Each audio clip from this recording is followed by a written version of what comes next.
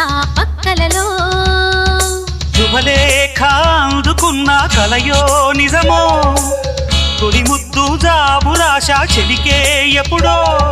శారద మల్లెల పూల జల్లి వెన్నెల నవ్వులలో శ్రావణ సంధ్యలు రంగరిస్తా కన్నులతో శుభలేఖ రాసుకున్న ఎదలో ఎప్పుడో తొలి ముద్దు జాబురాశ చెలికే ఎప్పుడో